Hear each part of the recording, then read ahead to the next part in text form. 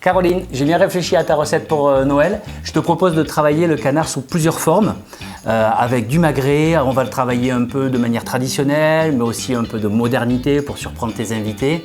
Est-ce que ça te donne envie d'y aller? Ça me donne très envie, mais qu'est-ce qu'on va faire exactement? Alors dis-moi un peu plus. Tu vois, on va travailler le magret de canard seul.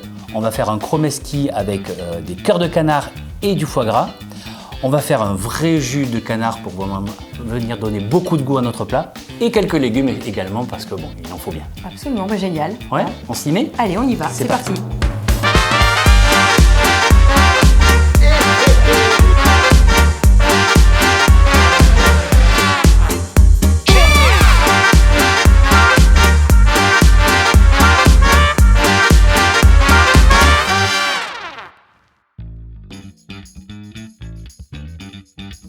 On commence cette recette.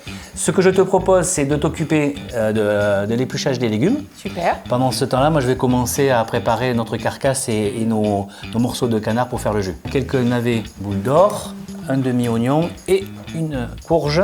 Alors là, pour faire un jus, c'est toujours pareil. En fait, il faut faire des petits bouts parce qu'après, on va le mettre au four. L'idée, c'est de venir vraiment cramer tout le reste de chair qu'il y a sur la carcasse. On va après allonger avec de l'eau. Alors pour ça, Philippe, je veux bien un petit peu d'aide. Il faut que tu me donnes quelques conseils. Et vu que c'est mon amoureux qui s'occupe de couper les courges. Donc... Ok, on va, comme si tu venais découper une part de gâteau, petit à petit. Et après, ce qu'on va faire, du coup, assez simplement, avec l'économe, on commence sur les côtés. Voilà. Très bien. Bon? Allez, c'est parti. Je te laisse continuer. Bon. J'ai tout compris. Allez, enfin, je crois. Hop. Pendant que toi tu t'occupes de tout ça, moi je vais m'occuper de faire partir notre canard dans une plaque qui va au four. En fait, ce qu'on va chercher à faire, c'est vraiment de griller nos morceaux de viande.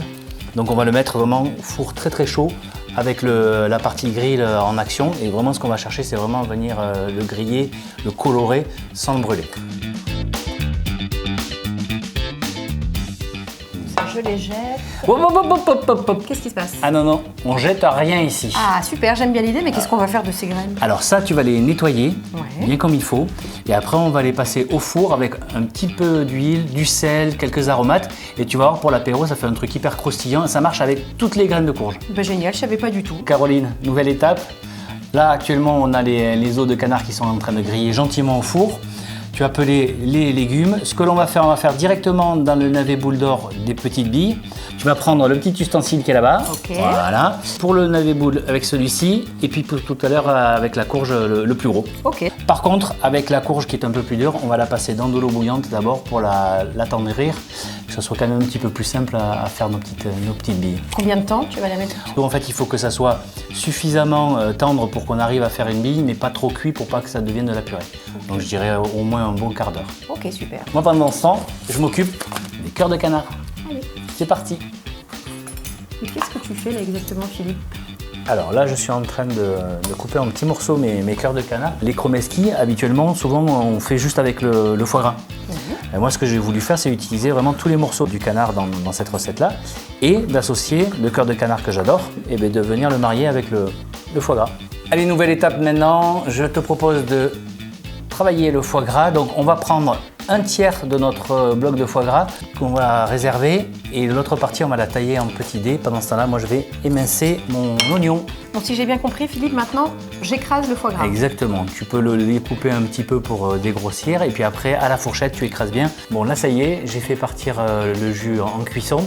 Donc, pour petit rappel, un oignon émincé, on le fait revenir dans de l'huile, on rajoute nos carcasses, on vient mouiller avec du vin blanc, en l'occurrence, ici des vins de Bergerac. Et après, on complète avec de l'eau jusqu'à dépasser tous nos os de canard. Et là, maintenant, on laisse cuire pour faire de l'évaporation. Et en fait, ça va concentrer les sucres. Et j'ai quand même une petite question. On le laisse cuire combien de temps? Alors, en fait, on va faire réduire des 2/3 le volume. Donc, je dirais au moins 45 minutes. Ça sent déjà très bon. Ouais, ça sent. Ouais. Qu'est-ce qu'on va faire maintenant, chef? Alors, pendant que le jus est en train de travailler tout seul, nous, on va faire des petits dés de foie gras pour nos chromeski. Et toi, tu te remets à faire des boules avec la courge cette fois-ci. Je me suis améliorée. Je suis sûr.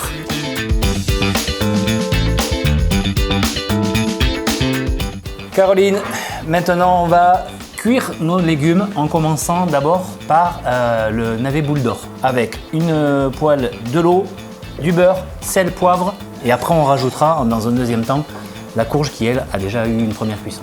Et tu le laisses cuire combien de temps? Ah ben là, c'est jusqu'à l'évaporation de l'eau, donc je dirais on en a pour une bonne vingtaine de minutes. Alors chef, qu'est-ce que je dois faire maintenant? Allez, maintenant, ce qu'on va faire, on va terminer la préparation de nos chromeski. Je te propose de mélanger donc la petite purée de foie gras avec tout le reste. Moi, pendant ce temps-là, je vais faire le striage de la peau de nos magrets pour que ça permette de bien cuire notre magret et de garder juste un tout petit peu de graisse croustillante. Bon, j'ai l'impression que c'est l'étape boulette. Oui, exactement. On va se faire des petites boulettes. Donc, les mimines, rien de plus simple.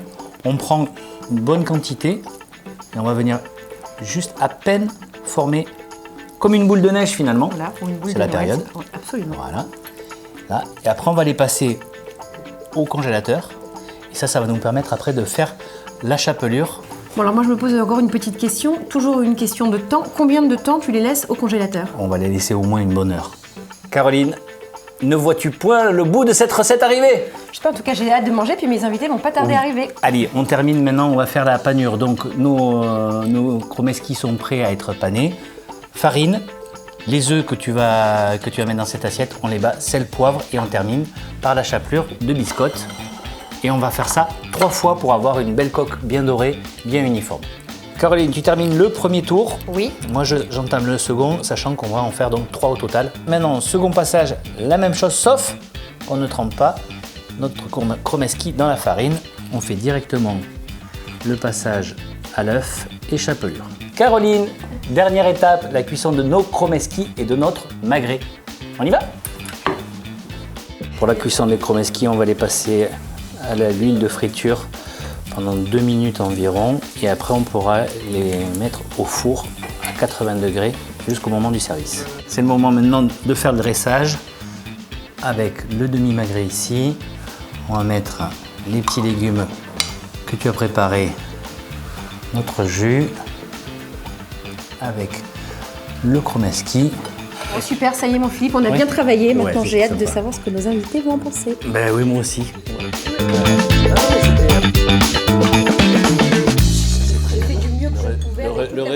Le résultat est là.